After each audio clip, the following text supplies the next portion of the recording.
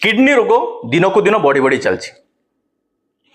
Kidney रोगर कारण मान भितर प्रथम हूँ डायबिटीज, तापर ब्लड प्रेशर, तापर हूँ इन्फेक्शन एवं आउ गोटे मूल कारण हूँ पेन किलर।